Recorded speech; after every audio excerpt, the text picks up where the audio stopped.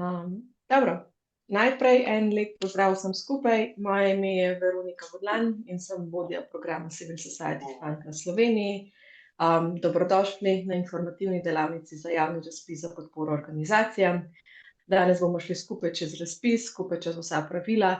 Opozorili vas bomo na par malenkosti, kar je pač smiselno, da ste še malo bolj pozorni tudi pri sami prijavi. V drugem delu bomo pa tudi predstavili samo prijavnico, pogledali cel sistem e-grancev, kako deluje, kako se vpišete oziroma kako potem pač stvari noter vidite. Tako da jaz predlagam, da kar začnemo. Če imate kakršnakoli vprašanja, jih lahko postavljate v klepet ali pa počakate do konca tega predavateljskega dela, ko bomo imeli posebno sekcijo za vprašanja, pa ga tam postavite v živo, si pač vklopite mikrofon pa se oglasite, pa bomo poskrbeli za to, da bo probali odgovoriti na vsa te dileme, ki bodo še ostale. Najprej, kaj je program Civil Society Fund v Sloveniji? Zdaj, za tiste, ki ste že malo dlje časa z nami, se boste spomnili tudi prejšnjega programa Active Citizens Fund. To gre v bistvu pač za njegovo prenovljeno, posodobljeno različico, ampak v veliki večini so pa v bistvu stvari zelo podobne in tudi zelo podobno funkcionirajo.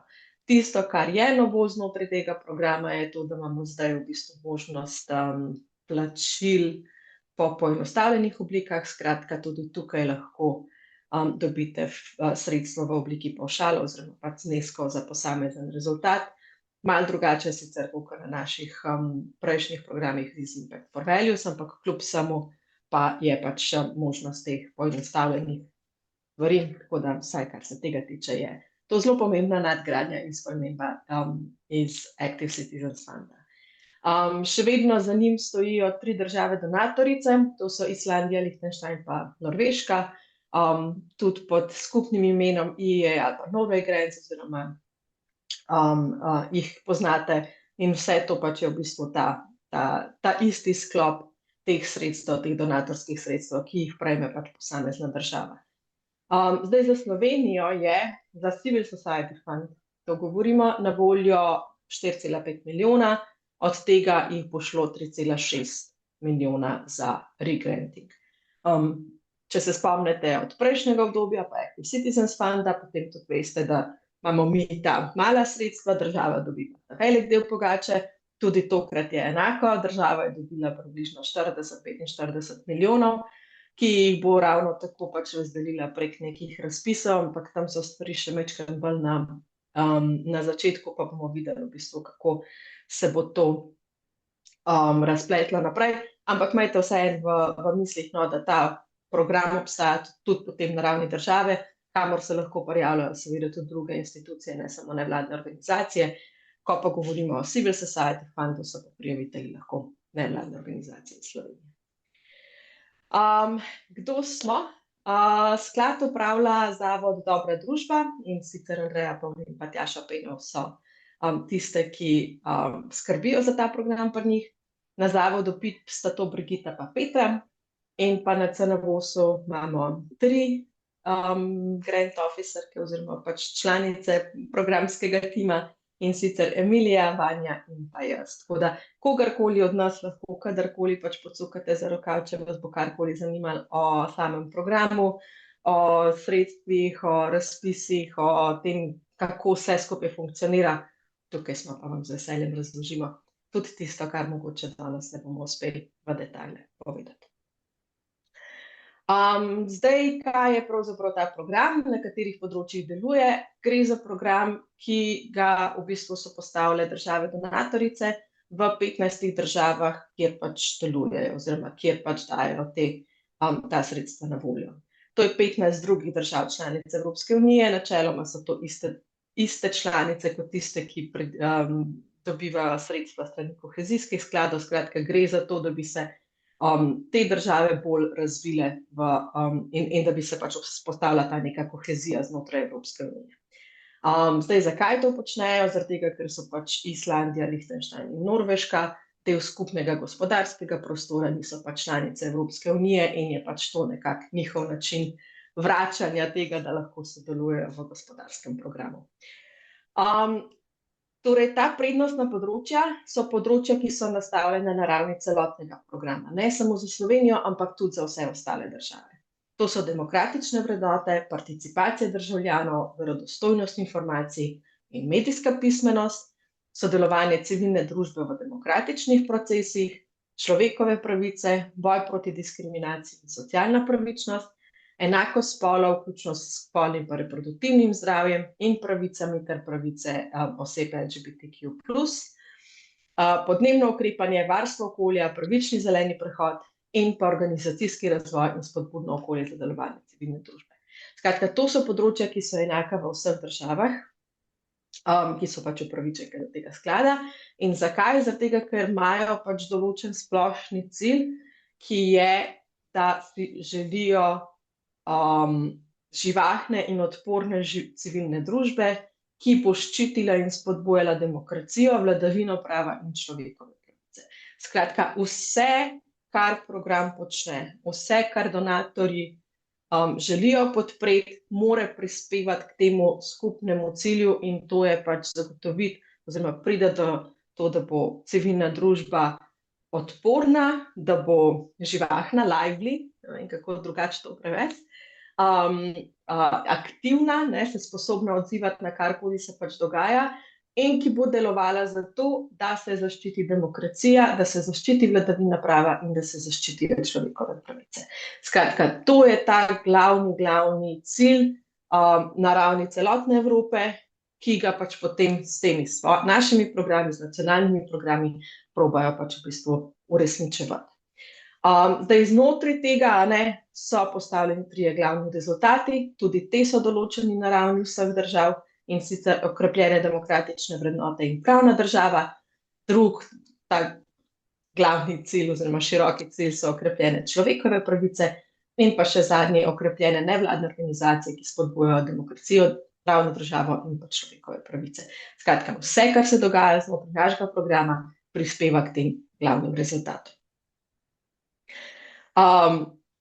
Preden se čisto konkretno lotimo samega razpisa, zaradi katerega ste danes tule, bomo šli še na hitro sam čez celoten program oziroma čez razpise, ki so že načrtovani in ki so že objavljeni. Zato, da boste pač malo dobili občutek, kaj mogoče je tisto, kar je najbolj primerno za vas, ali pa mogoče tudi, kaj narediti, če zdaj ne boste uspešni, pa kaj vas še čaka, no? Ta prvi je bil objavljen poziv za hiter odziv, ta je že objavljen od 1. maja dalje, nekaj sredstev smo že razdelili, ampak sredstva so še na voljo, trenutno dobrih 200.000 evrov, tako da če imate hiter odziv, se lahko nanj prijavite, ampak dajte res preveriti, da gre za hiter odziv, dajte nas poklicati raje še naprej, malo smo slabe volje, kadar moramo ocenjevati vloge, ki so klasični razpisi, pa nimajo res smisla, da se prijavlja na hiter odziv, nam pa ful časa pa energije da jih vseeno pač podelamo. Tako da ful lažje je, če nam dvignete telefon, se slišimo, preverite z nami, povemo, ali je smiselno, ali ni smiselno, pa se potem na podlagi tega naprej odločite, kaj pa kako. Ta drugi razpis je ta, za katerega smo danes tukaj, in sicer razpis za podporo organizacijam, ki je razdeljen na 2 sklopa, ampak to bomo šli v detajle vse potem kasneje. Ta je razpis odprt, rok za prijavo je 15.10., kakor sem prepričana, da vsi veste, in do takrat je vse še odprto. Potem bomo imeli pa še en tak čist klasičen razpis, katerega ste tudi že verjetno malo navajeni, in sicer za srednje pa velike projekte. Tega pripravljamo v bistvu za začetek 2027. Sledil bo potem poziv za krepitev zmogljivosti, to bodo posebni small grants oziroma manjše donacije, s katerimi lahko izboljšate svoje kapacitete, dobite kakšnega strokovnjaka, da vam kaj pomaga urediti znotraj vaše organizacije in tako naprej. Predvidoma ga bomo enkrat jesen naslednje leto objavili, in pa zadnji bo potem še razpis za male projekte, ki ga pa predvidevamo v začetku 2028. Ta je pa tisti, ki je potem namenjen tudi manjšim organizacijam, ki se ne morete prijavljati na večje ali pa pač, ki imate manj možnosti, da ste na večjih uspešni. To je to, kar se tiče razpisov. zdaj pa smo zares prišli do tega razpisa, zaradi katerega ste danes tukaj. Skratka, gre za javni razpis za podporo organizacijam. Objavili smo ga slab mesec nazaj, mislim, da je bil 23.6., tako da ste verjetno že imeli čas prebrati razpisno dokumentacijo. Vem, da marsikdo od vas je, tako da hvala za vsa opozorila, da kakšna stvar ni bila čisto ok. Za tiste, ki mogoče še niste opazili, ta teden smo objavili novo verzijo, ker smo samo eno napako odpravili tam pri kriterijih za izbor. Nam je eno prioritetno področje izpadlo, pa vse ostalo štima. Tudi če ste brali prejšnje verzije, niste nič kaj dosti sfalili. Verjamem, da ste vseeno razumeli, kaj in kako si želimo narediti. Skupaj je na voljo za ta razpis 1,2 milijona evrov, na posamezno organizacijo pa se bo dodeljevalo ali 120 tisoč evrov za organizacije, ki imajo malo manjše budžete, ali pa 180 tisoč evrov za tiste organizacije, ki imajo proračune višje od 200 tisoč evrov letno. Načeloma boste vsi začeli istočasno, in sicer s 1.1.2027. To zdaj pravim načeloma, zaradi tega, ker pač je vse odvisno od tega, če bodo stvari tekle po predvidenih rokih in tako naprej. In če bomo lahko pač pravočasno vse obvestili in uredili vse tehnične stvari. Ampak ja, načeloma ne bi bile pač te podpore potem vezane na tekoče leta, zaradi tega, da je pač vsem skupaj potem tudi malo lažje, tudi kar se tiče poročanja.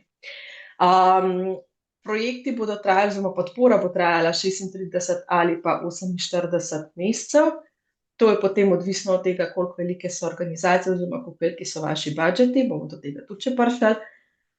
Glavni namen razpisa pa je podpreti organizacije, ampak ne kar vse organizacije, tiste organizacije, ki delujejo na prednostnih področjih sklada, to smo jih že prejšli pogledati, pa še jih bomo šli, pri tem, da uresničujejo svoje dolgoročne strateške cilje oziroma dolgoročne večletne načrte.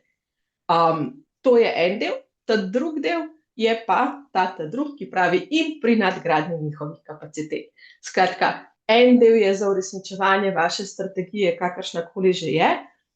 Ta drug del je pa vezan na to, da ne samo uresničujete vašo strategijo na ravni samih programov, ki jih izvajate, ampak da hkrati tudi krepite organizacije.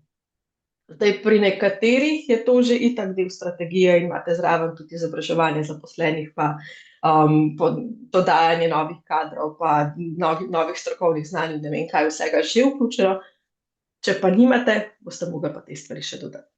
Ampak skratka, glavni namen tukaj je ne samo to, da se podpre vsebinsko vaše delo, ampak da se podpre tudi krepitev vaših kapacitet. Skratka, vlaganje v zaposlene, vlaganje v organizacijo.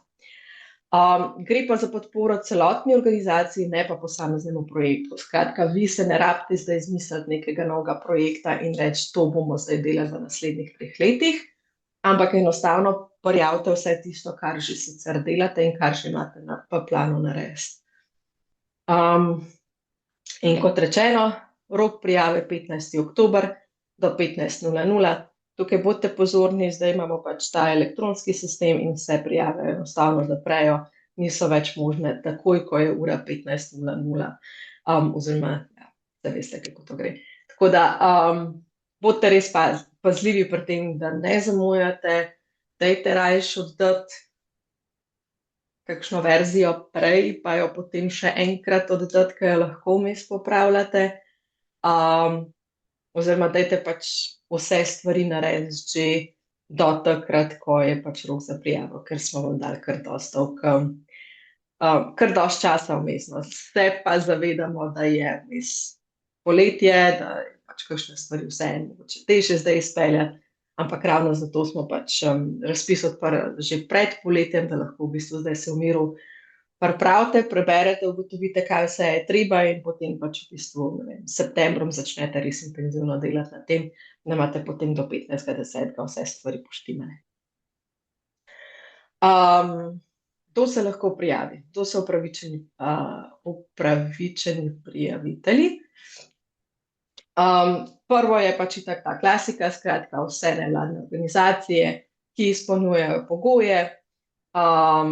To pač ne je taka klasika, mislim, da o tem ne bomo zgubljali besed, to ste zdaj že navajeni iz vseh teh naših razpisov. Drugo pa je tudi zelo pomembno je, da morajo vsi prijavitelji in njihovi programi oziroma strateški načrti spoštovati človekovo dostojanstvo, svobodo, demokracijo, enakost, vladavino prava in človekove pravice, vključno s pravicami manjšin. To pomeni vključno s pravicami migrantov, vključno s pravicami LGBT oseb, vključno s kakršnimi koli drugimi manjšinami, ki bi lahko bile tukaj zraven in pač tako naprej. To je eden od zelo pomembnih kriterijev, ki mu moramo tudi mi na naši strani, ko pregledujemo vloge, nameniti posebno pozornost. To pomeni, da moramo pri vsakem prijavitelju dejansko iti pogledati njihove spletne strani, njihove objave na Facebooku, na socialnih omrežjih in preverjati njihove ključne osebe, ali spoštujejo vse te stvari, ker če ne, potem jih moramo pač izločiti. To je spet eno pravilo, ki je nastavljeno na ravni celotnega programa na vseh državah in ki mu donatorji namenjajo res veliko, veliko pozornost. Zakaj? Zaradi tega, ker so se v preteklosti že dogajali tudi kakšni ekscesi, ko so potem sredstva dobile organizacije, s katerimi se donatorji niso strinjali na teh na vrednostni ravni, tako da pri samih vrednotah in tako naprej. No. Tako da to je zdaj pač v bistvu del naših pogodbenih obveznosti in na tej ravni so v bistvu donatorji zelo pozorni, kako, na kakšen način to dejansko uresničujemo. Potem je še ena ta klasika, da morate imeti pač poravnane vse davke kot druge obvezne dajatve. Načeloma v tem trenutku sam podpišete izjavo, ker to potrdite. Če bi bilo karkoli takega, lahko zahtevamo tudi, če predložitev potrdila FURS, ampak ne bomo pa tega pač zahtevali po defaultu. To bi bilo pač res, če bi imeli kakšen sum ali pa če bi kdo prijavil kakšno organizacijo, kaj takega. Oddate lahko samo eno vlogo, če jih boste slučajno več, se bo pač upoštevala tista, ki je zadnja pravočasno oddana, in pa partnerji niso dovoljeni. Skratka, tukaj, zato ker gre za podporo organizaciji kot organizaciji, ne morajo pač sodelovati partnerji zraven. To ni tudi namen podpore za neke mreže ali pa karkoli takega, ne tudi za neformalne ali pa formalne mreže, kakorkoli že. Skratka, tukaj ne gre skozi. Mislim, lahko, če je formalna mreža, pa pač je to spet ena organizacija, da ne bo pomote, to lahko, ampak ne more se pa pač v bistvu neke različne mreže prijaviti, organizacije prijaviti. Nekdo ima mikrofon vklopljen. Upam, da bo ugotovil že. Okay. Skratka, brez partnerjev. Še en zelo velik in pomemben kriterij je, in sicer to, da prijavitelj izvaja oziroma je izvajal projekte na teh ključnih področjih sklada, na teh prioritetnih področjih. Ne? In sicer to pomeni, da je v zadnjih 6 letih pa še malo, skratka od 1. januarja 2020, izvedel vsaj 5 projektov na teh ključnih področjih. Lahko gre miks, lahko je eden na temo človekovih pravic, pa drug na Rome, pa tretji na demokratične vrednote, to vse gre skozi, ampak mora pa biti res 5 projektov in mora biti 5 projektov, ne 5 posameznih aktivnosti. Če ste imeli leta 2020 eno delavnico na temo LGBT, pa leta 2023 eno delavnico za opolnomočenje Romov, pa letos nekaj za državljansko participacijo pa volitve, to ni zadosti. Pač res tukaj govorimo o projektih, pomeni, da je to nekaj, kar ima svoj začetek, kar ima svoj konec, kar ima svoj proračun, kar ima osebje, skratka gre za neko serijo aktivnosti, ki imajo nek skupen cilj. In vse te aktivnosti, ki se izvajajo znotraj tega zasledovanja istega cilja, se štejejo kot pač en projekt. Ne? Tako da ne razbijati, če tukaj niste ziher, pol bi jaz rekla, da ta razpis ni pravi za vas. Zakaj? Zaradi tega, ker bo toliko drugih organizacij, ki pa bodo zihali in ki res delajo to, da ne boste pač po točkah prišli zraven in je škoda vašega in našega časa. Še enkrat, prednostna področja razpisa,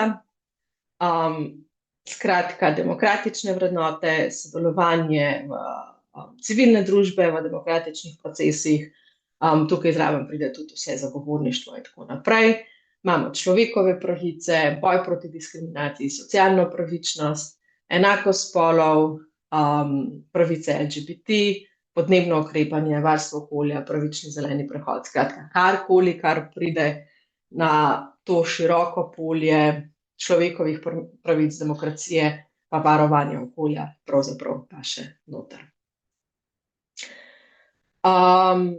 Zakaj je to pomembno in kaj to pomeni v praksi? To pomeni, da bodo v bistvu sredstva prejele organizacije, ki primarno delujejo na teh področjih. Kaj pomeni primarno delovanje? Je to, da to ni zdaj nekaj, kar pač naredimo vsake toliko časa, ker slučajno pride neka priložnost mimo, ampak je to nekaj, s čimer se konstantno ukvarjamo. Ni nujno, da delamo samo to, ampak mora biti pa to konstantno prisotnost. Sredstva bodo namenjena uresničevanju njihovih strateških oziroma dolgoročnih delovnih načrtov. In to je tudi tisto, kar bodo pač gledali ocenjevalci. En del je ta, ki je pač elektronska prijavnica, ki jo bomo šli malo kasneje pač pogledati, ampak ta del je v bistvu samo konkretizacija prvega leta izvajanja vašega strateškega načrta, torej letni načrt za 2027. Zraven bodo pa gledali, ker morate zraven priložiti, pa tudi vaše strateške načrte oziroma večletne delovne načrte. In to je ta drugi del, ki bo ravno tako ali pa še bolj pomemben pravzaprav pri ocenjevanju, tako da dajte paziti, da so ti dosti podrobni, pa da so dosti kvalitetno pripravljeni, no? Da dejansko lahko bodo ocenjevalci dobili z njih informacije, ki jih potrebujejo za to, da lahko ocenijo vašo vlogo oziroma za to, da lahko pač primerjajo različne strateške načrte.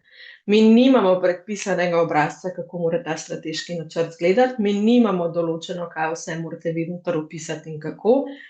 Dajte si pa pogledati, kakšni so kriteriji za ocenjevanje, katera so merila, ki jih bodo pač ocenjevalci gledali, ker to so informacije, ki jih bodo pač v bistvu iskali potem v vaših strateških oziroma dolgoročnih delovnih načrtih. In pa še velik poudarek, sredstva so v bistvu zelo omejena. Se izgleda ful veliko, ker je na voljo 1.200.000, ampak to vse skupaj pomeni 8 podprtih organizacij. Predvidevamo, da jih podpremo 4 na vsakem sklopu, skratka 4 pri teh, ki imajo letni budžet do 200.000 evrov, pa 4 te, ki imajo letni budžet nad 200.000 evrov. In to je to. Tako da tukaj sem napisala, da prijave na zalogo odsvetujemo, da se prijavljate samo zato, da boste probali.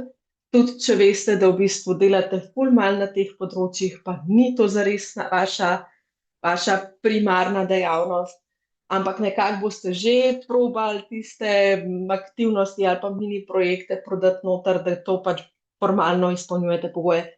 Škoda je. Imamo kar nekaj organizacij, ki res delujejo na teh področjih in boste itak imeli na koncu premalo točk, da bi bili uspešni. Bo vam pa ful časa vzeli, zato da pač spišete prijavo, da se poglobite, da pripravite strateški načrt, vse te stvari vam na eni strani in na drugi strani pač tudi nam in ocenjevalcem in celotni ekipi, da pač bo prebrala 1000 vlog, ki nimajo smisla ali pa za katere je pač zelo na hitro jasno, da ne pašejo zares na to. Tako da jaz bi vam rekla, ne izgublja časa pa se prijavljati samo zato, kaj pa če, ampak dajte res tudi zdaj mogoče jeti nazaj, pogledati, kateri razpisi so še tisti, ki bi lahko bili primerni za vas ali pa ki bi lahko bili bolj primerni za vas, pa se fokusirati na tiste, pa si tam probati pripraviti dobro prijavo, ker boste imeli pol več šanse za uspeh. Res, kar nekaj teh vlog, ki so tako malo, ajde, dajmo probati, kaj nas pa stane. Zdaj dobivamo na hitre odzive, recimo. in to je kar mukotrpno, no? Ker konstantno vlatavajo pač neke vloge, ki niso zares delane za ta razpis, oziroma za tisti poziv, in ki nimajo res nujnosti, ki jo pač hiter odziv zahteva. In je škoda, res, tudi če ni ful zahtevna prijava, tudi če vam ne vzame veliko časa, je vseeno boljše, da ta čas vložite v nekaj drugega, kjer pa lahko imate večjo šanso za uspeh.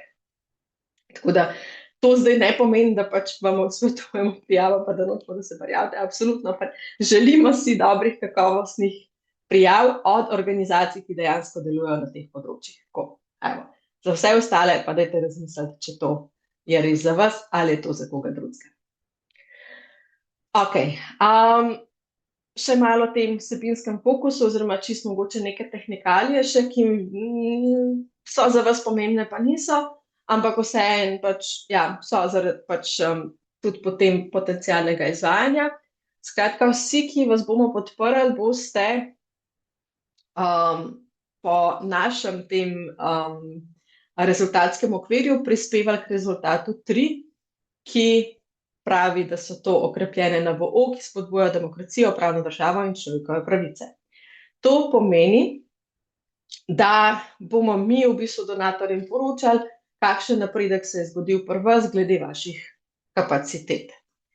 To pomeni, da boste mogli vsi, ki boste pač prejeli sredstva, na začetku izpolniti neko matrico za oceno stanja. To bomo v bistvu uporabili za to, da bomo lahko potem sporadično spremljali vaš napredek, naredili bomo na začetku, naredili bomo na koncu, videli, ali se je vmes kaj premaknili, ali ste kje izboljšali vaše kapacitete, in to je pač nekaj, kar bo pač obvezno za vse. Na podlagi tega bo narejen tudi v bistvu vaš načrt za krepitev kapacitet, ki bo delno izhajal tudi iz vaše prijave in iz vaših strateških načrtov, ne?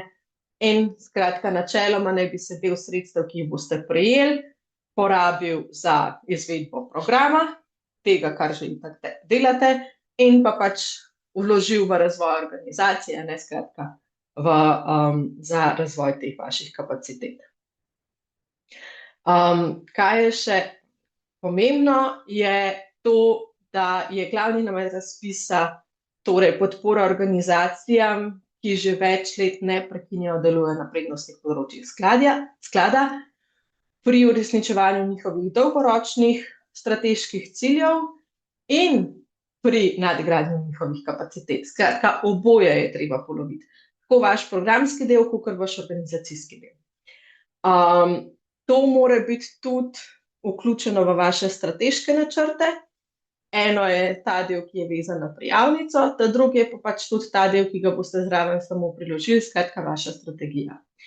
Iz tega mora biti res čim bolj jasno razvidno, kako bo organizacija v tem zadanem času izboljšala tako svoje kapacitete, kakor tudi kako bo s to podporo izboljšala uresničevanje svojih vsebinskih ciljev oziroma svojega poslanstva, če želite, ne. Ali to pomeni, da boste, ne vem, lahko povečali število uporabnikov, izvedli več aktivnosti, se razširili na kakšno drugo področje ali pa kakšno drugo državo.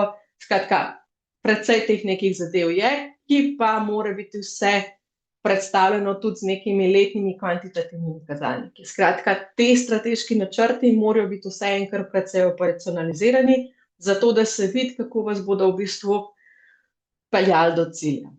Oziroma zato, da tudi vi lahko potem vmes spremljate, ali ste na pravi poti ali ne.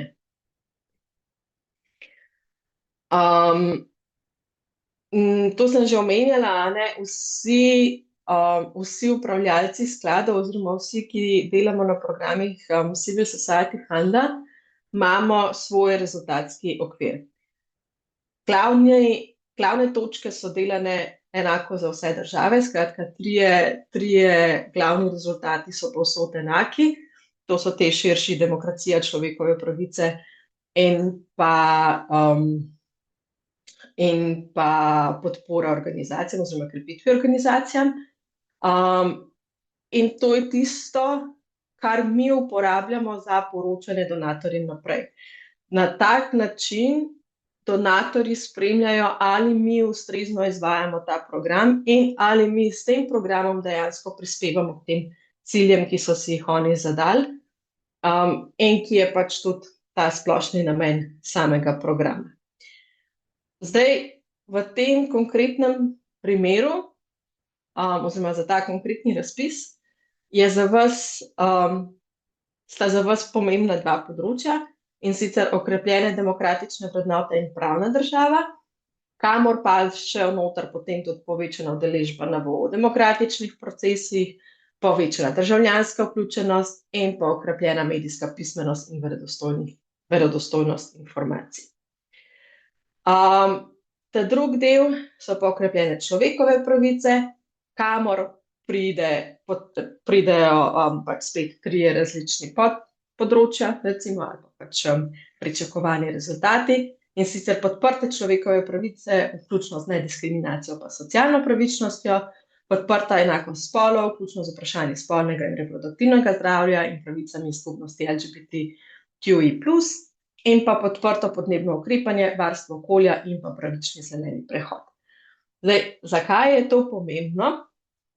Je zato, ker čeprav boste vi formalno ali pa pač na ravni celotnega programa poročali ali pa prispevali k rezultatu 3, ki je namenjen pač razvoju organizacij, pa morate vsebinsko vseeno prispevati tem rezultatom, torej k rezultatu 1 ali pa 2, demokraciji ali pa pač človekovim pravicam, tako zelo na široko.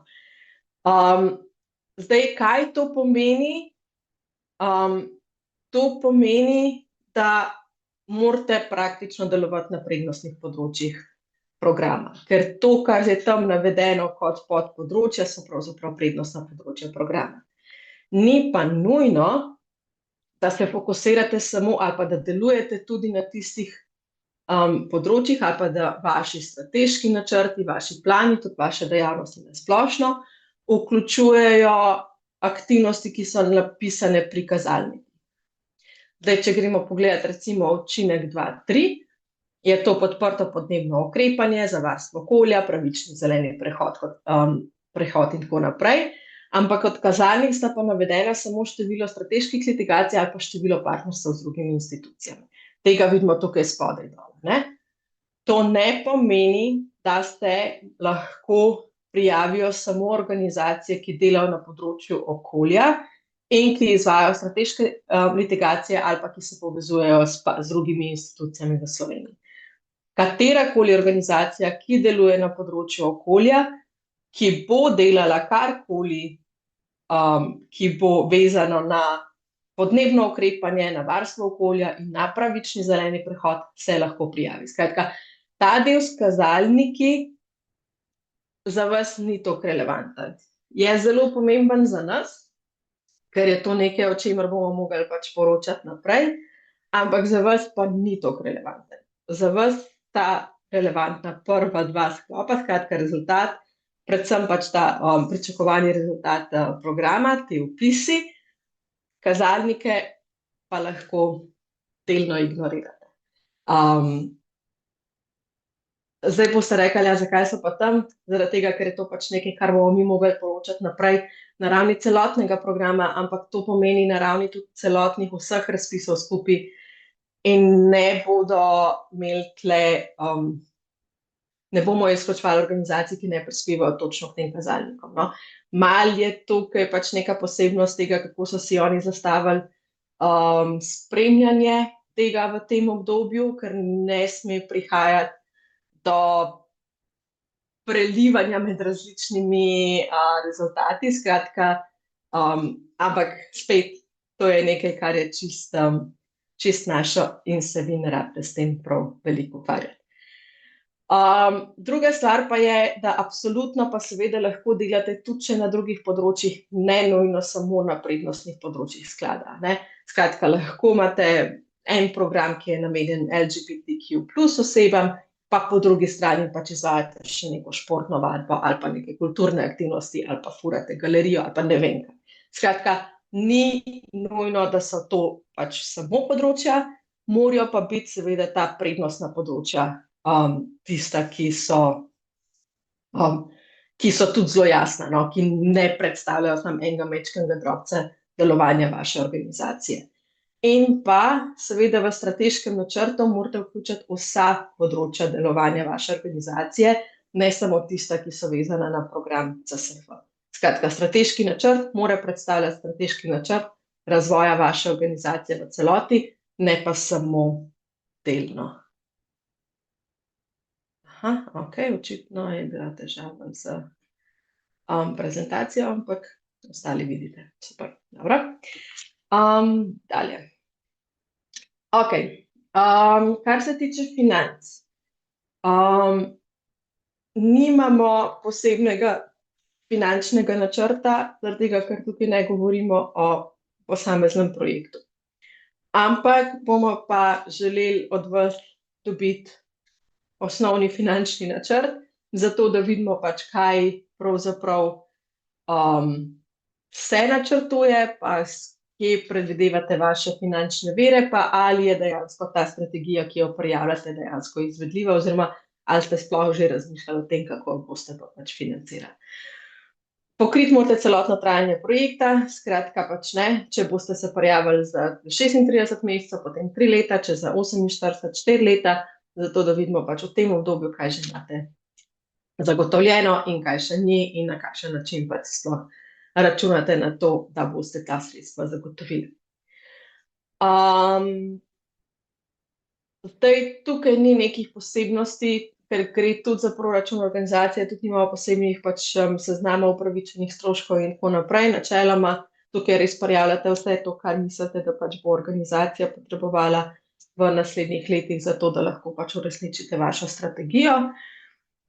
In tisto, kar pa je zelo pomembno tukaj, pa je to, da letna preračunana vrednost zaprošenega zneska ne sme presegati 50% povprečnega letnega prometa.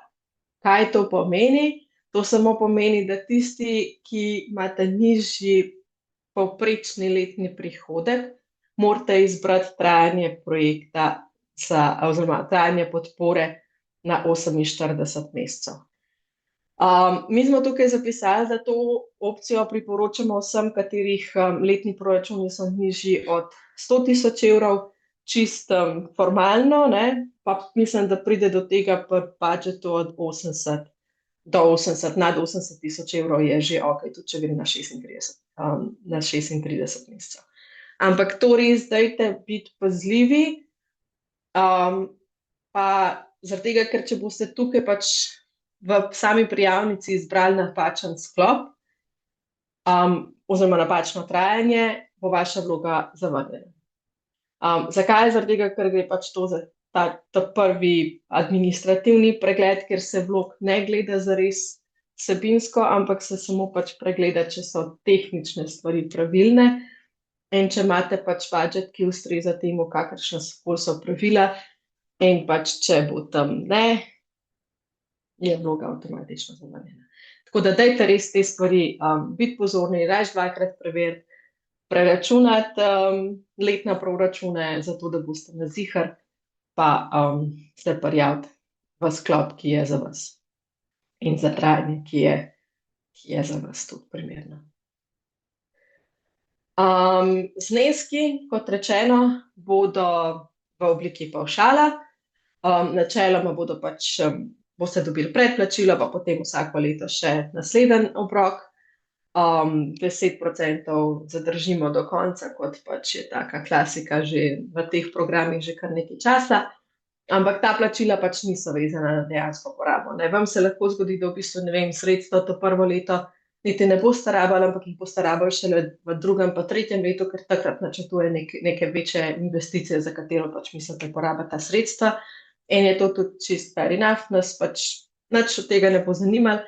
Kar bomo gledali je to, da ste nam predložili letna poročila, ki so tako vsebinska in finančna, iz katerih mi lahko ocenimo nek napredek pri izvajanju vaših strateških načrtov. In pa poleg tega se moramo pač obvezno vsako leto tudi dobiti usesti skrbnico pogodbe, kjer greste skupaj čez te napredke, greste skupaj čez v bistvu tak nek obrazec za poročilo, ki ga potem mi pripravimo zato, da ste upravičeni do naslednjega obroka. Skratka, tukaj tudi ne bo pač nekega tega čist klasičnega projektnega poročanja, ampak bomo pač v bistvu boste poročali o uresničevanju vaših glavnih strateških ciljev.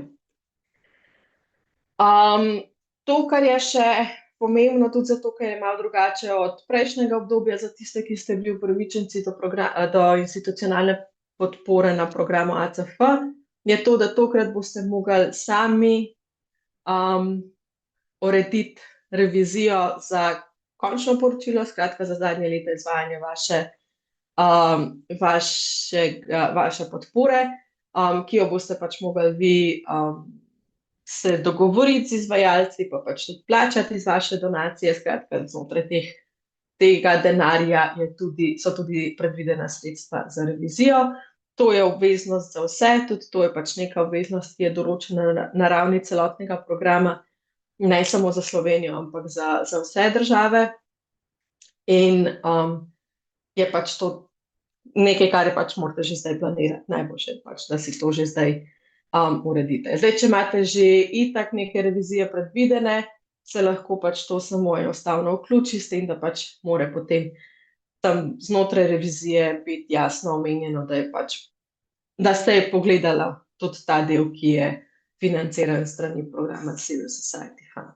In da so bile pač, potrdilo mora vsega to, da so bile upoštevane vse pogodbene obveznosti.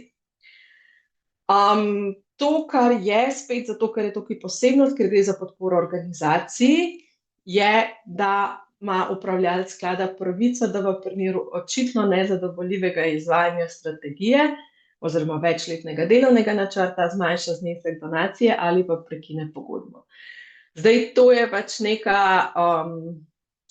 nek tak varnostni mehanizem, če bi se slučajno zgodilo ne vem kaj, da bi pač organizacija res praktično nehala delati, pa si mislila, ampak se sredstva pa vse imamo, ker je itak pavšal, ne bo šlo. Načeloma se nam sicer to ni zgodilo, da bi komu pač zaenkrat sredstva jemali, kar se tiče pač teh sredstev za organizacijsko podporo, ampak ja, bi se lahko, oziroma imamo možnost, da pač, če bi se res karkoli takega zgodilo, da bi bilo res očitno zabušavanje, potem pač lahko gremo v prekinitev pogodbe oziroma v zmanjšanje sredstev. Še zadnji slajd. Skratka, vsa dokumentacija je na voljo na spletnem portalu od EEA Grencev. Zdaj mogoče še ta disclaimer, zato ker je to spletno stran sicer malo težko najti, če nimate direktnega linka. Spet tukaj gre za neko pravilo na ravni celotnega programa za vse države, kjer imamo zdaj vse države na tem istem mestu, potem vsaka svojo podstran. In je pač to portal, ki ga moramo uporabljati. Itak vse informacije objavljamo tudi na CNVU spletni strani, pa vas potem iz vseh teh naših člankov usmerjamo pač na to stran. Ampak ja, malo se bomo mogli navaditi vsi skupaj na njo. Kakšne stvari so super urejene, kakšne stvari so malo manj, tudi mi se še lovimo in hkrati probamo usklajevati z našimi donatorji, da kakšno stvar še izboljšajo, ker jih kakšne stvari pač niso predvideli. Vloge se oddajajo elektronsko prek portala eGrant. Tega bomo šli pogledati takoj po vprašanjih in odgovorih za ta prvi del. Če se pa karkoli še zgodi, da imate potem pa če kakšno vprašanje, kar se tiče razpisa ali pa sklada ali pa karkoli že, skratka, vedno lahko pišete na podpora.csf@cnvus.si. To lahko počnete, kar se tiče razpisa do tedna pred razpisom, za vse ostale stvari pa v bistvu kadarkoli. Super, ok. Skratka, prijavite se na portal prek tistega linka, ki smo ga prej pogledali, poslali, objavili, oziroma ki je pač to del na PowerPointu, pa hkrati v razpisni dokumentaciji in tako naprej. Najprej se morate registrirati, navodila za to, kako se registrirate, so tudi v tistem dokumentu z navodili glede izpolnjevanja tega te prijave in pa pač uporabe tega portala. Mi bomo šli pa zdaj kar direktno pogledati še prijavnico. Skratka, takole izgleda, ko ste enkrat registrirani, pridete v portal, kliknete, da želite ustvariti novo vlogo, kar je verjetno, da to še niste. Ok, skratka, kliknemo ustvari novo vlogo, se mi odprejo razpisi, vi boste imeli malo manj kot jaz. In imam tukaj razpis za podporo organizacijam. In ker pač še tega nisem delala, bom tukaj kliknila pač ustvari novo vlogo. Najprej se mi odpre osnovni podatki o razpisu in vse, kar moram vedeti. Hkrati imam tukaj še možnost vseh prilog, kjer je objavljena celotna razpisna dokumentacija. Skratka, to vam je lahko potem pač v pomoč, da imate tudi vse v bistvu na enem mestu. Potem pa kliknem na vlogo, kjer se mi v bistvu odpre obrazec. In ko ga imam enkrat odprtega, lahko grem v bistvu izpolnjevati najboljše po vrsti, da je čim manj nekih praznih prostorov pa dilem. Skratka, ta prvi del je res vezan samo na prijavitelja in to so res najbolj osnovne informacije. Tukaj mislim, da ni prav veliko stvari, ki jih je treba pač posebej povedati. Glavna stvar tukaj je to trajanje, kar sem omenila že prej, da morate biti previdni, da se boste izbrali da boste izbrali pravilno trajanje, da ne boste presegali tistih 50 odstotkov vašega letnega prometa, in pa pač tukaj opišete, kakšni so vaši glavni dosežki. Ok. Potem pa gremo lahko kar naprej in sicer na reference. Zdaj, to je pa ena od tistih stvari, ki sem jih prej pač omenjala. Tukaj morate opisati zdaj teh 5 različnih projektov, ki se nanašajo na prednostno področje sklada in ki ste jih mogli izvesti od 1. januarja dalje. Zdaj, mogoče je ta spet, vsaj na mojem računalniku trenutno, ki je bolj majčken ekran, malo smotana zaradi tega, ker se ne vidi vsega čisto takoj, ampak pri vseh, ki boste pa delali na malo večjih ekranih, pa ne sme biti težav in bo pač to malo lažje. Tukaj res pazite na to, da boste izbrali 5 najbolj referenčnih projektov. Ker če bomo mi presodili, da so tukaj 4, ki sicer so z tega področja, ta 5. pa ne paše zraven, boste avtomatično izločeni, ker ne izpolnjujete osnovnih pogojev, da ste izvedli 5 projektov. Ne boste imeli možnost naknadno spreminjati tega. Lahko se boste sicer pritožili, pa nam dali pač več informacij o tem zadnjem projektu, ki pač bi ga mi spoznali za nepravega, in če bi pač potem vseeno to usodili na to področje, bi rekli, ja, v redu. Ampak če pa je to nekaj, kar pač ni, ker ste dali pač enega tretjega zraven, pa to ne bo okej. Tako da tukaj mogoče je smiselno si vzeti malo časa, pogledati, kaj so te najbolj ključne stvari, ki ste jih delali v tem času, in jih tukaj potem pač tudi opisati. Ne rabite iti ful v detajle pri projektih, programih, ki so zelo jasni, da pašejo na to področje iz prve. Ne rabite izgubljati časa, pa na daleč in široko razlagati, zakaj ste zdaj to izvedli na tak način in kako. Če pa je kaj takega, kar mogoče ni čisto na prvo žogo, tam pa dajte malo več informacij zraven. Blizu zaradi tega, da bo res jasno, da so to stvari, ki pašejo na ta program. In to je v bistvu edina stvar, ki jo opisujete tukaj pri referencah. Potem se opiše še v bistvu kar detaljna organizacija, kako ste sestavljeni, kdo je za kaj odgovoren, koliko imate članov, koliko imate prostovoljcev, koliko imate vaših zaposlenih, kako skrbite za finančno upravljanje, kdo skrbi za kontrolo nad tem, recimo, kdo skrbi za to, da so pač res plačila izvedena samo za tiste stvari, za katere morajo biti, kdo skrbi za spremljanje, vrednotenje, kako imate to postavljeno na ravni posameznih programov, kako imate to postavljeno na ravni celotne organizacije, kako skrbite za to, da pride do prenosa informacij, kakšna so vaša tveganja, kakšna so pa kadrovska, finančna tveganja, katera so vaša trenutno glavna tveganja, ki lahko vplivajo na izvedbo strategije in pa še razdelek s transparentnostjo. Skratka, date nam linke do spletnih strani, kjer imate objavljeno letno vsebinsko poročilo, finančno letno poročilo in podobno. Eno vprašanje ali pa komentar. Ali lahko navedete več kot 5 projektov? Ne. Navedete samo 5 projektov. Zakaj? Glede za to, da se pač izognemo temu, da moramo mi potem delati filter pa iskati, kateri so zdaj najbolj relevantni, pa ali so ali niso ali ne vem kaj. Date jih 5 in to je to. Ali je boljše, da napišemo samo eno prednostno področje, ali je več, če se projekt nanaša na več področij. Vi lahko področja izberete vse, ki pač so relevantne za vas. Oziroma ne, samečkan. Ker mislim, da je to samo eno, zaradi tega, ker je to del tega, da jih mi razvrstimo. Ja, glavno, samo eno mora biti. Sorry.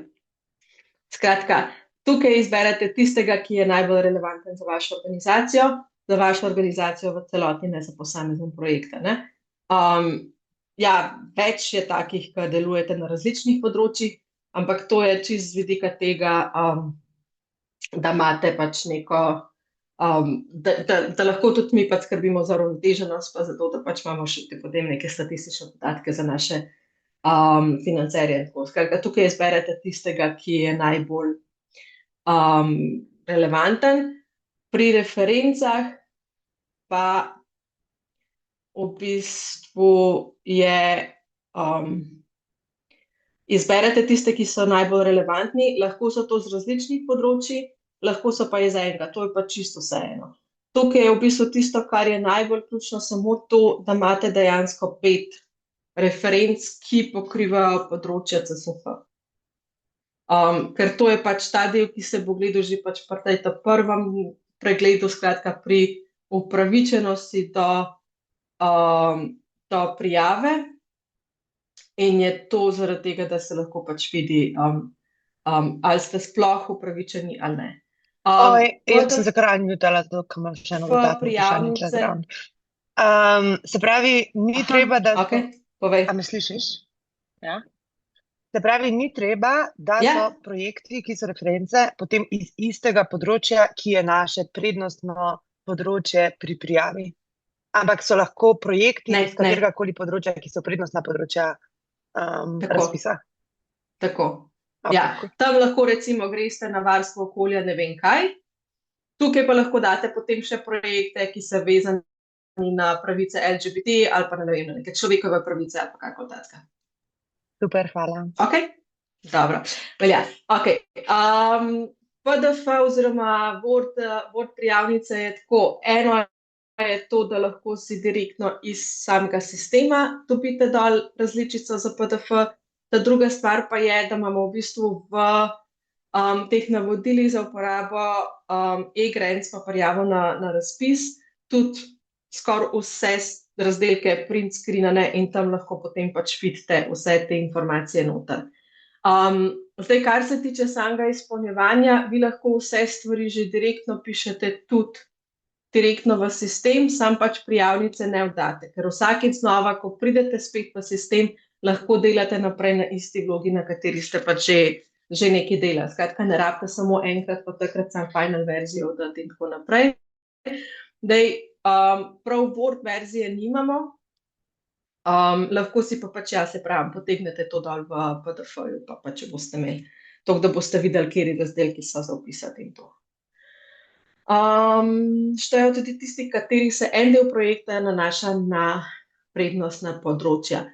Da, lahko, ampak spet pazite, da ne gre samo za, ne vem, posamezno aktivnost, ki je bila pač res nek malenkost v širši sliki. To je mogoče spet pomembno glede tega, ja, v teh primerih boste izpolnjevali pogoje za prijavo, ker boste izvedli 5 projektov, ampak se pa te stvari potem v drugem koraku tudi ovrednotijo točkovno in tam boste pa zelo verjetno pač zgubljali točke v primerjavi z drugimi, ki pa res delajo točno te stvari. Zato sem že prej rekla, da pač ne se prijavljati na zalogo, dajte se prijaviti sam, če res delate te stvari pač kontinuirano, če je to res nekaj, kar je pač del vašega poslanstva in del vaših core dejavnosti v bistvu. No? Glih zaradi tega, da ne zgubljate časa, ker pač potem po točkah ne boste prišli skozi. Kakor sem že rekla, res na koncu bomo podprli samo 8 projektov, to jih ni veliko. Oziroma pač 8 organizacij, ne projektov, si povečujem. Kar pomeni, da pač organizacije, ki ste mejne, pa ki delate vsake tok časa, sam še nekaj tudi na teh področjih, ne boste prišli zraven, ker ne boste imeli dosti kvalitetne vloge v primerjavi s tistimi, ki dejansko res delajo na teh področjih. No. Tako da se mi zdi škoda vašega časa, zato da si pač tukaj preveč, ja, da si vzamete res pol časa, pripravite strategijo, pripravite vse te zadeve, kar na koncu ne bo šlo skozi. Je boljš mogoče, da se potem prijavite za nek klasičen projekt, ker tam pa pač ni takih pogojev. No? Ok, pri projektih, če gre naprimer za 2 projekta MOL v obdobju trajanja 2023 in drugi 2025, ki sta pa vsebini precej podobna, ali se šteje, da gre za en ali za 2 projekta. Sta 2 projekta, vsak ima svoje obdobje trajanja, vsak ima svoj budžet, vse ostalo štima 2 projekta. Lahko navajate projekte, ki še niso zaključeni, pa se zaključijo s koncem 2026, da lahko vse, kar je se izvajalo po 2022, vključno s tekočimi projekti. Ali pridejo upoštev tudi projekti aktivnosti, ki jih izvajamo v tujini, delate v Afriki in Palestini? Ja, absolutno ja. Ni omejeno na območje, kjerkoli se lahko pač izvajajo stvari, ampak more pa biti to projekt, ne pa posamezna aktivnost. Tako da pazite na to, da ne boste posamezne aktivnosti prijavljali, da je res nekaj, čemur lahko rečete projekt. Skratka, pa vse boste videli, ko boste izpolnjevali to tabelico, če boste imeli težavo ugotoviti ali pa dobiti katero informacijo, pol najverjetneje ne gre za projekt, ampak gre za kaj drugega.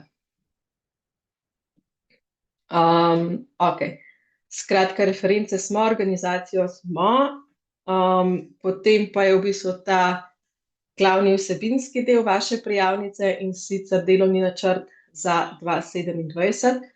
Tudi tukaj je spet malo težava na mojem računalniku, ker je ta smejhen ekran, pa se ne vidi vsega, ampak v bistvu je tukaj treba za vsako vaše področje, strateško področje, napisati, v bistvu malo bolj konkretno razdelati, kakšna je ocena stanja, zakaj ste se odločili za to področje, zakaj ste se odločili za te vrste aktivnosti, kje so te aktivnosti, ki jih boste izvajali 2027, kaj so glavne ciljne skupine, kakšne rezultate pričakujete, kako jih boste merili, kakšno je trenutno stanje, ciljna vrednost, pa pač kako boste dokazovali oziroma kako boste spremljali, ali ste res zdaj prišli do tega cilja oziroma ali ste na dobri poti, da se bo ta cilj dejansko uresničil. Tukaj imate pač nekaj tudi dodatnih navodil ali pa nekih primerov, ki vam lahko pač pri tem pomagajo. Zdaj, tukaj pa lahko dodajate ali pa odstranjujete ta polja. Mi smo jih, mislim, da dali 5 na začetku, ampak tukaj se lahko prosto razpolaga, lahko pač jih dajete stran ali pa dodajate še kakšnega novega, če imate več teh področij. Imamo organizacije, ki imajo pač 2 področja delovanja, pa bodo pač samo 2 strateška področja opisali. Imamo organizacije, ki jih imajo 10, pa jih bodo pač mogli opisati 10. Tukaj spet opisujete vsa področja vašega delovanja, ne samo tega, kar se pač nanaša na prednostna področja CSF-ja. In to je del, ki vam bo vzel največ časa. Je pa res, da so pač stvari, ki se ponavljajo, oziroma pač ne, stvari, ki morate pač nekako pisati. To je pač, ta del je mogoče najbolj podoben neki prijavi za normalen razpis, recimo, ali pa za normalen projekt. Ne. S tem, da pač morate malo vsako vaše strateško področje obravnavati kot posamezen projekt ali pa posamezno work package ali pa kaj takega, no. Pač morate opredeliti tudi ciljne skupine pa aktivnosti in tako naprej. Zdaj pa je pa v bistvu še vprašanje, kakšni so vaši finančni viri. Tukaj gledamo samo 2027 za pač ta načrt, ki ste ga prej opisali.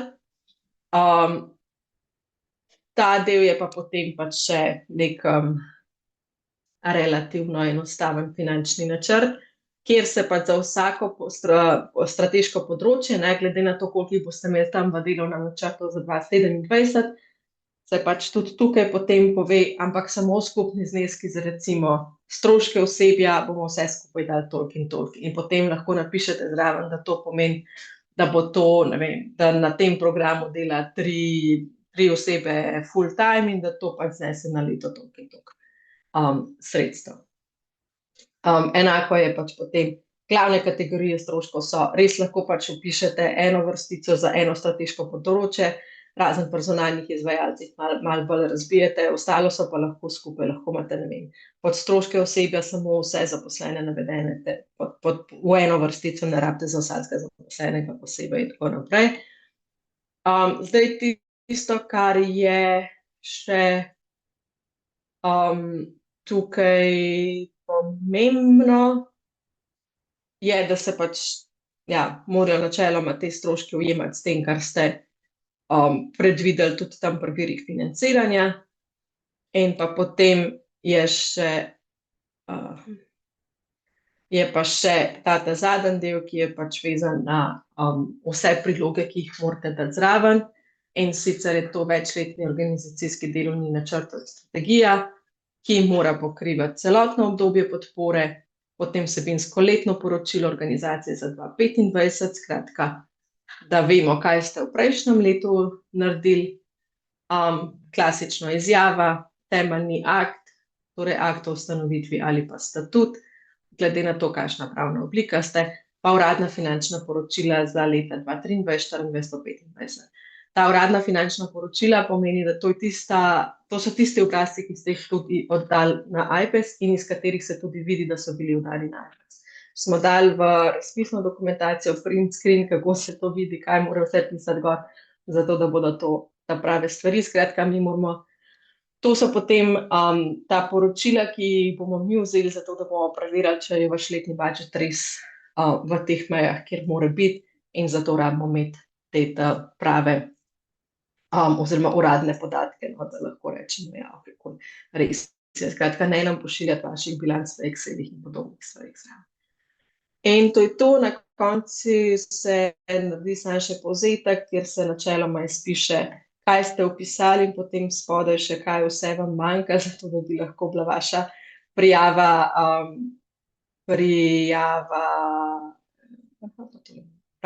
zato da bi bila lahko vaša prijava ustrezna. Skratka, ker tukaj manjkajo še vse stvari, tudi ne morete poslati obrazca in oddati prijave. Ko teh stvari ne bo več, boste lahko obrazec poslali in je to to. Ali je kakšno vprašanje, kar se tiče samega portala? Drugače imate del dokumentacije pač,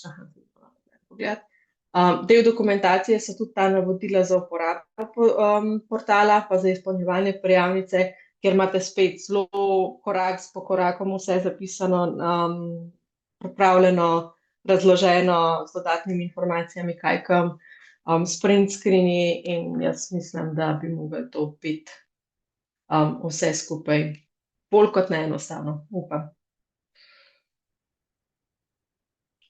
Še kakšno vprašanje?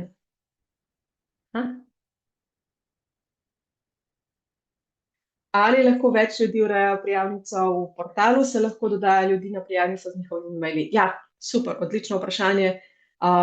Tukaj lahko kliknete na možnost uredi sodelavce in dodate tudi, za kateri razpis zdaj imamo tegale, in tukaj daš samo možnost dodeli, vpišeš mail, ta oseba dobi sporočilo, da je bila dodana, potrdi, gre noter in je to. Tako da zelo enostavno in potem lahko pač skupaj urejajo to isto vlogo, na kateri delate že vi. Ok, še kakšno vprašanje? Ni nobene omejitve, koliko je lahko sodelavcev, tako da jih lahko pač prosto dodajate, kot želite, kadarkoli, ali zdaj že čisto na začetku, ali pa pol, ne vem, sred procesa. Lahko še jaz eno vprašanje postavim, se pokažem. Mhm. Ja, da ne pišem, ker bom prepozna. Kdo pa potem dobiva sporočila iz tega portala, recimo, da je karkoli se zgodilo z našo prijavnico v portalu, ko je že bila oddana? A tisti e-naslov, ki je bil uporabljen pri prvi prijavi, ali vsi sodelavci, ki so pa pri posameznem razpisu tudi vnešeni s svojimi e-naslovi? Načeloma, če se jaz ne motim, dobi tisti, ki je vlogo oddal in tisti, ki je naveden kot kontaktna oseba v prijavnici, kot kontaktna oseba za prijavo. Ampak bi pa mogla double checkati. Ziher tisti, ki je naveden kot kontaktna oseba. Je pa zdaj tako, da se mi še malo spoznavamo s celim sistemom in še ugotavljamo, kako se razpošiljajo potem stvari naprej. Ampak ja, zaradi tega, ker lahko načeloma zbiramo, pa nastavljamo, pa kakšno stvar včasih pregledamo, ampak načeloma pa tisti, ki je naveden kot kontaktna oseba in največkrat tisti, ki je pač bil prvi prijavljen in je vlogo oddal. To je po pravilu, ne pa vsem sodelavcem, to pa ne. Ali sem odgovorila na vprašanje? Ja, si odgovorila, najlepša Okej. hvala. Dobro, super. Potem je še vprašanje, če lahko istočasno urejajo isto vlogo. Da, lahko. In pa če lahko na kratko predstavim ocenjevanje vlog in merila oziroma točkovanje. Merila so vsa že zapisana v razpisni dokumentaciji. In sicer, imam označenih strani. Ampak ja, ok, skratka, imamo v bistvu ocenjevanje čisto tako klasično, po merilih, ki so zapisani v razpisni dokumentaciji, bosta dva ocenjevalca pregledala vsako vlogo in ocenila pač, dodelila točke po vsaki od teh kategorij, tako kot so pač navedene tam. Jaz mogoče ne bi šla zdaj čisto za vsako posebej, ker se mi zdi, da so itak opisani in zapisani. Če je pa kakšno konkretno vprašanje pri posamezni kategoriji, pa lahko. Ampak ja, skratka, dva ocenjevalca pogledata vsako vlogo, nekateri kriteriji so izključevalni, skratka, če na tistem kriteriju dobi prijavitelj premalo število točk pod tistim minimalnim pragom, se vloga ne podpre, ne glede na to, koliko točk so dobili na drugem. To je recimo finančna zmogljivost ali pa kakovost večletnega organizacijskega delovnega načrta oziroma pač strategije. In je to. Skupno število točk je lahko 100, to je maksimalno. Podpremo pa lahko organizacije, ki dobijo najmanj 70 točk, vse ostale pač mora biti zavrnjeno. Potem je vprašanje, čisto konkretno, v kolikšni meri je večletni organizacijski delovni načrt oziroma strategija pomemben za Slovenijo, v kakšni meri se osredotoča na relevantne potrebe, niše in tako naprej. Ja, tukaj je pač v bistvu vse izhaja iz tega, kako vi opredelite to potrebo, kakšne so potrebe ciljnih skupin, kakšna je ocena stanja, zakaj je pač potrebno, da se na tem področju intervenira, zakaj je na tem področju potrebno, da se nekaj pač naredi. Skratka, pogleda se in celota vašega strateškega načrta in pogleda se tudi, kakšen je vaš needs assessment, skratka, ocena potreb, zakaj je to potrebno, koliko teh stvari se že recimo dogaja.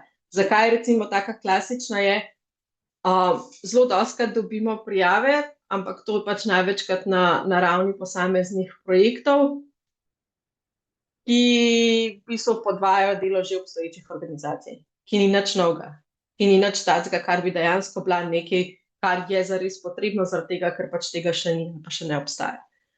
In to je mogoče pač to, da vas usmerjamo v to, da res greste pogledati, kakšne so potrebe, no? Da ni vedno mogoče samo recikliranje tega, kar že vemo in znamo, ampak da dejansko, se včasih je tudi to, ampak to pomeni, da je tudi potreba še vedno ta, ki obstaja in ki jo je treba nasloviti. Ne, ampak včasih se polovimo v to, da sam pač ponavljamo stvari, ki jih delamo že 20 let, pa smo že zdavnaj pozabili vprašati, če to sploh še koga zanima ali ne. Tako da ja, mogoče malo se to gleda, no. Glede na pretekla leta, koliko te točk so morale doseči prijave, da so bile financirane? Za pretekla leta ne moram reči, zaradi tega, ker smo imeli v bistvu to samo en razpis v okviru programa ACF, ki je bil podoben temu, pa še to ni bil enak, pa še tam se nam je v bistvu potem zgodil še COVID vmes, pa nam je še malo postavil stvari na glavo, ampak na splošno pa lahko rečem, da v zadnjem času smo imeli večino prijav, ki so bile zelo kvalitetne in so mogli prijavitelji doseči več kot 80, oziroma mislim, da na zadnjih več kot 85 točk, tam nekje. Tako da že dolgo nismo podprli nobenega projekta, ki bi šel glih na 70.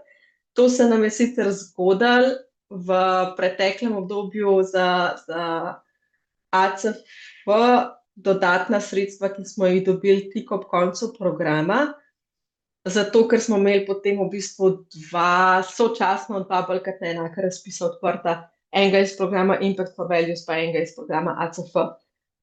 In takrat smo imeli neki vlog, ki niso bile najboljše ocenjene, pri vseh ostalih je pa konkurenca kar konkretna in ja, bi rekla, da pod 80 točk absolutno ne, nad 85 pa je tam nekje.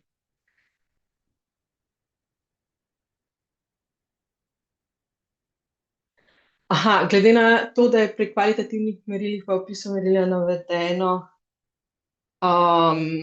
v kolikšni meri, absolutno, posod grejo točke, posod se upošteva tudi vmesno število točk, ne samo 0, 5 ali pa 10. Pač to je, do 10 točk se lahko dobi recimo pri finančni zmogljivosti, v kolikšni meri je prijavitelj pokazal, da ima dovolj finančnih virov za vzdrževanje svojih dejavnosti ves čas trajanja podpore. Tukaj pač ni, da je 0 ali pa 10, tukaj je pač vse od 0 do 10. Lahko je tudi 8, lahko je 7, lahko je 3, karkoli pač od tega. Tako da povsod to velja.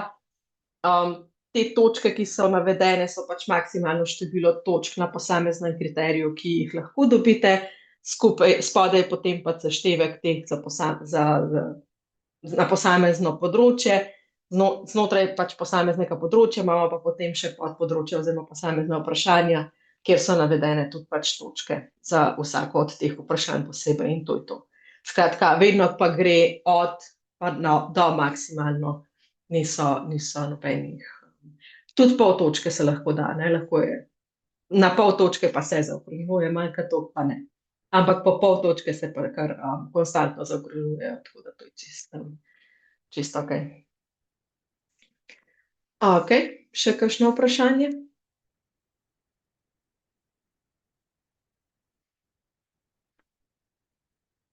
Dobro, potem se pa jaz vsem skupaj zahvaljujem, da ste bili z nami, da ste čas, da ste vztrajali, da ste postavili vprašanje, da ste si že prebrali razpisno dokumentacijo in razmislili, kaj vse so možnosti, na kaj se lahko prijavite. In vam želim lep dan še naprej. Posnetek delavnice bo kmalu objavljen na naši spletni strani oziroma na spletni strani programa, objavili bomo v novičniku in vse ostalo naprej. Objavili bomo tudi prezentacijo, ki bo pač posebej gor. Objavili bomo vprašanja in odgovore še posebej tudi v rubriki na spletni strani, tako da vse te stvari boste dobili v kratkem. Ne pozabite, če vedno imate možnost postavljanja vprašanj do tedna pred prijavo, ravno tako vabljeni na delavnice za strateške načrte, ki bodo na začetku septembra.